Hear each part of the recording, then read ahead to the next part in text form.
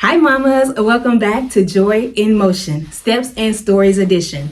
So this is something new that I want to try out to see if it's received well. And if it is, I'll try to do one every week or every couple of weeks. And basically what this is I get some steps. Hopefully you will step with me while I tell you a story, right? Something that's happened to me postpartum, or something that crazy experience that I've had that I think someone out there can relate to. Probably gonna be losing my breath and all the things. This is unscripted. This is not outlined. It's just me talking to you off the dome and hoping that someone can be encouraged or someone can say, oh my gosh, that's me.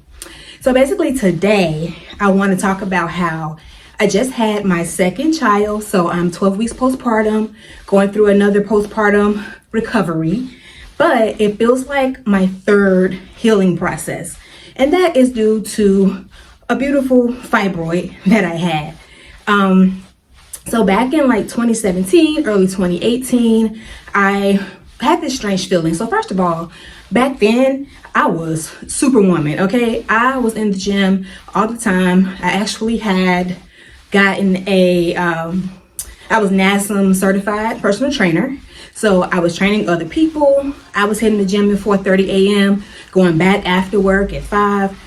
Literally, I lived at the gym, right? My health was on point. I was intermittent fasting. I was doing all these things, and I had the body that I always wanted, except there was a pooch that I just could not get rid of. And I'm like, I'm eating right, I'm working out, I don't know what's wrong. So one night, it's a little hot up here. So one night I was laying in my bed and I was like, why does it feel hard, right? I had no other symptoms, nothing was wrong. I didn't feel bad. But I'm like, why does this feel hard? So my first thought was, am I pregnant? So I go take a pregnancy test, wasn't pregnant, thank God, at the time. So I said, I'm gonna go to the doctor. So I went to my OB and she did an ultrasound, which to me was weird because at the time, I thought ultrasounds were just for pregnancies. And I'm like, I'm not pregnant. She's like, well, I'm gonna do ultrasound anyway. So she comes back in the room and she's like, hey, you have fibroids. Didn't know what that was. I didn't know if I should be scared. I didn't know if I should be concerned. And she told me, hey, they're very common, particularly with African-American women. So it's not that big of a deal. Yours isn't that big. So I said, well, how big is it? She said 12 centimeters. So to me, I don't know anything about it. I don't know if that's big, small, but she told me if it's not causing me concern or symptoms, don't worry about it. So I didn't worry about it. A year later, I moved back down south and I started having feelings like my period would be on for 2 weeks at a time when it used to be like 4 or 5 days. I started feeling a little irritable. I had stomach issues that I never had before. So I'm like, let me go back to the doctor. So I go to the doctor and she did an ultrasound and she came back in the room like, girl. And I'm like, yeah. And she's like, first of all, you have a number of fibroids. I counted 5, but one of them is humongous. Why haven't you done anything about this? So I was like, oh, I went to a doctor last year and she was like, it's only 12 centimeters. Don't worry about it. Yeah, this lady was like, don't worry about it. She's like, you need to get that out of you one way or another. So she was like, are you trying to have kids? And I'm like, well, not right now. I was kind of in a new relationship, newish, and we weren't married. We weren't trying to have kids at the time. So she's like, either way, you need to get this out of you. So I said, well, how big is it? Is it still 12 centimeters? And she said, well, let's do a vaginal ultrasound so I can get a better look. So did a vaginal ultrasound. This lady said, girl, it's too big to even get an accurate measurement, but I can tell you it is bigger than 12 centimeters. And this is alarming. And she was like, it's more alarming that the previous doctor told you don't do nothing, okay? So she said, this is kind of out of my scope. It's too big. I don't know what to do with this, so I'm going to refer you to a specialist. So I'm checking the time because I don't want this to go too long. But I go see a specialist and he was like, I agree with your doctor. It's too large to even get accurate measurements, but I do know we need to get it out. So we tried a couple of things to try to get it to shrink, because at that point, as big as it was, he said you would need an incision from your breastplate all the way down below your belly button to get this thing out of you safely, because it was too large to try laparoscopic surgery. Yeah, the only thing I could do was an open myomectomy or hysterectomy at this time. Mind you, I am young to me, okay? Early 30s, no kids yet. I did not want hysterectomy unless it was absolutely medically necessary. So he said, well, let's try to shrink it a little bit, because the smaller it is, the smaller the incision is, the easier the healing is, right? So he put me on this medication called Lupron. Lupron was a shot that I would need to get 3 times, once a month, over the course of 3 months. So y'all, it's really hard to like walk and talk for real, but I'm happy that I'm not just sitting down and talking, because we can be getting some movement in, okay? It's still a fitness channel. But anyway, so I started Lupron. I get my first shot in November of 2020. Now, everybody knows what 2020 was like, okay? COVID, like everything was crazy, everything was shut down. Things by November had started kind of opening back up, but everybody was still wearing masks, and elective surgeries were still pretty much off of the table, at least around here. So my doctor had to advocate for anything that I wanted, because I think that was at the time considered elective, but if it was causing you severe pain, I think it was no longer elective if someone advocated on your behalf. So anyway, I get my first Lupron shot in November. Y'all, I had to call my mama and my aunties and apologize for thinking that they were exaggerating when they said they had hot flashes. So basically, Lupron, one of the biggest risks is it sends you into early menopause. Y'all, the way I'm kind of sweating right now because it's hot in here and I'm moving, 10 times worse. I immediately went into menopause, basically premenopause, whatever you want to call it, perimenopause, whatever. But I had super hot flashes. It's November time and I'm like dripping sweat outside. I had very irritable attitude. I could not sleep. Like, it was terrible. But for me, if it was going to shrink this fibroid down, I was willing to go through whatever for 3 months in order to have a better healing process. So I got the shot in November. I got the shot in December. So at the end of December, I went back to the doctor. He wanted to do an ultrasound to see if the Lupron was working.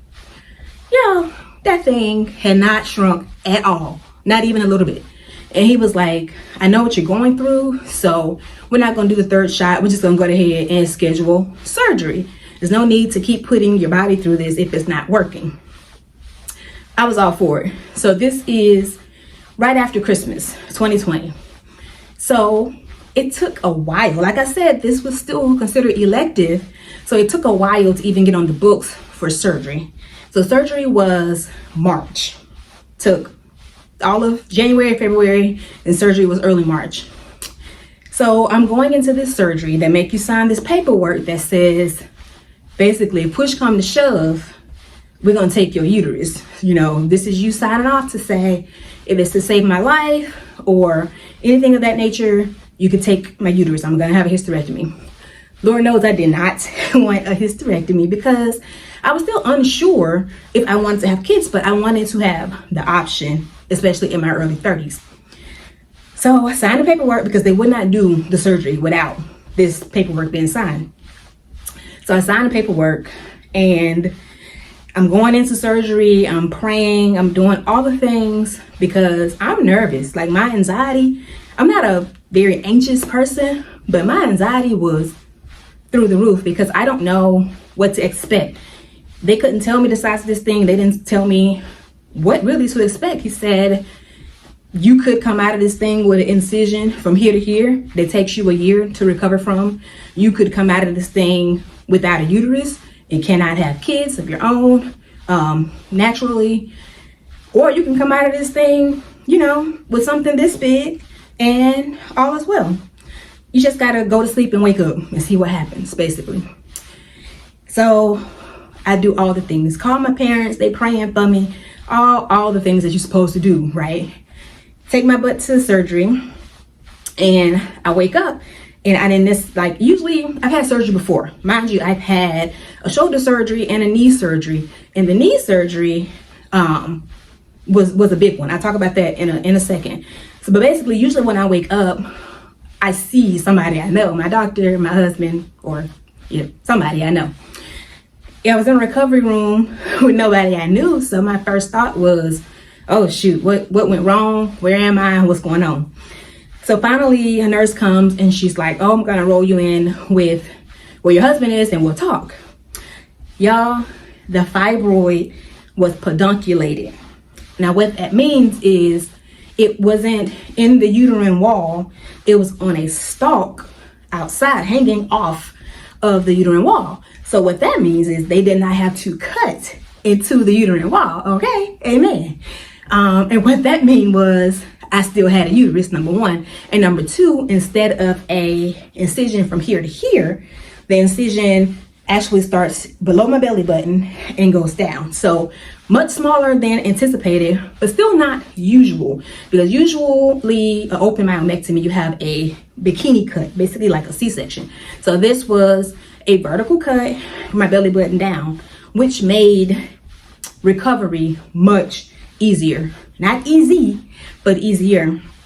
So I'm at the hospital and they're like, hey, you can go home tomorrow if you want, or you can stay another night.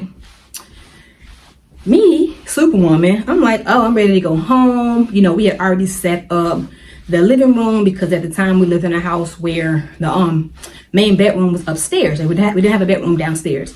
So I couldn't do stairs for first few days. So I had set up the first floor to be very comfortable. I'm like, I'm ready to go home. I'm feeling good. They made me walk up and down the hallway immediately after surgery. Feeling great, right? So I go home. What I didn't realize was the reason I felt so good in the hospital was because I had the little button that gave me the drip every time I felt a little bit of pain. I was like, boop, boop, boop, boop. Nope, no pain here. Well, I didn't have the little drip at home. Y'all, that surgery I mentioned earlier on my knee, that was an ACL, MCL, and meniscus tear. And when I tell you, I thought that was the most painful thing ever. It couldn't hold a candle to the type of pain I had the first night being at home from this myomectomy. Y'all, it was horrible for me and for my husband. Like, the pain I was having, and then I couldn't do anything by myself. I couldn't sit up. I couldn't lay down. It hurt to laugh. It hurt to sneeze. It hurt to cough. I couldn't go to the bathroom by myself, which is when I really knew that I had chosen a good man, because he had to help me use the bathroom. You hear me? Front, back, all of that. He had to do that for me because I couldn't even turn around enough to do what I had to do. It was the most painful thing I probably had ever experienced, or I definitely had ever experienced. So I said all that to say this was early 21. 3 months later, I had a 12-week checkup, and the doctor said, you're healing beautifully. First of all, I didn't tell y'all how big the fibroid was. 24 centimeters, almost 7 pounds. My first baby wasn't that big, okay? The thing was humongous. Listen, the doctor said I set a record for him. He's done this surgery hundreds of times. This was a much older doctor, and he said he's done this surgery hundreds of times, and this was a record. This was the biggest one he had ever removed, and he was just so happy that I healed so well. So he said, hey, you've healed beautifully, and whenever you're ready to start having kids, today, tomorrow, next year, you're good to go. What do you say that for? When I tell you we conceived that night, like we did the math, it was literally that night, okay? So we got pregnant in June of 2021. Everybody around me is very concerned. That's too soon. How could he tell you that? Blah, blah, blah, blah, blah. But at this point, I knew God had us, because ain't no way we were able to do this right after that. So we had our first son in early 22. And I mean, we ended up having a C-section. Now, here's the thing.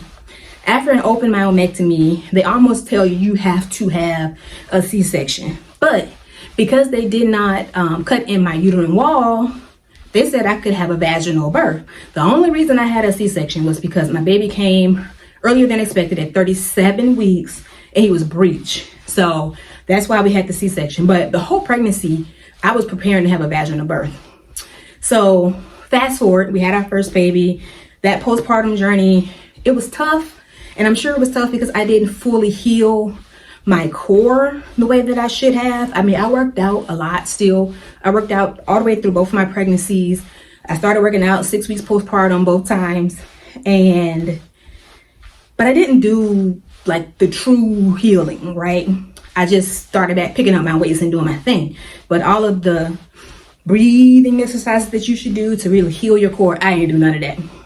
So the postpartum recovery, on a scale of 1 to 10, it might have been like a 6 the first time. So fast forward, because we're getting some miles here. Fast forward, we had our second kid this year, 12 weeks ago. Well, 13 weeks ago now. And guess what? We had a VBAC. So yes, ladies, it is possible to have a vaginal birth after an open myomectomy. I had a VBAC this time, seamless almost, like, and I don't know if it's because I worked out the whole time. I started feeling pain at 10 a.m. I went to the doctor at 2. I was 4 centimeters dilated. Baby was here at 6. Like, things was rolling, okay? So we got a VBAC. I had a little bit of tearing, but other than that, everything went seamlessly. And I'm so appreciative to God, to my husband, to my body, to my doctors and nurses for being open to it, because a lot of doctors, from what I've been told, would not have even tried to do a VBAC after the 1, that surgery, and 2, the C-section. Because basically it was like I had 2 C-sections before this pregnancy. Because that open myomectomy was basically a C-section without bringing home a baby. So this time I'm doing my best to do things right. I'm doing all the boring things. I'm doing the pelvic tilts. I'm doing the breathing exercises. I'm doing the dead bugs. I actually have a core workout up now that is perfect for postpartum recovery. So if that's you, if you're here with me, you might want to check that one out. But this is my basically 3rd healing process for my core, and I'm trying to do it right. I really want to take my time. I'm not worried about bouncing back. I'm not worried about, how long it takes me to see progress. I'm breastfeeding, so I'm not in a caloric deficit. I'm just taking it slow. I'm trying to do things the right way this time. And so if you're here with me and you made it this far, y'all have been walking for 18 minutes. But if you've made it this far, I thank you. I hope that if you've been in this predicament that I was in, or in the predicament now, that you can relate even a little bit, that I've encouraged you. Hope that you walked with me and got your sweat on too, because your girl is over here leaking. But if you like this kind of video, let me know in the comments, because I like doing it. I like telling stories. I like being able to hopefully relate to people and encourage people. So if you like it, tell me in the comments, and I will do my best to make more of them, because in my almost 40 years on this earth, I've had some experiences, so I got some stories to tell. Okay, so again, y'all know what we say around here. All you need is a little space and a lot of joy. But I'm about to see how many steps I've gotten here chilling with y'all, because I want to know. I'm out here get my move on. I could have just sat down and talked to y'all, but this is a postpartum fitness channel, and we want to know, y'all, we got over 2,000 steps in this time that we've been talking. So hopefully while I'm talking and walking, you've been talking or listening and walking. There we go. Anyway, I'll see you guys next time. Bye.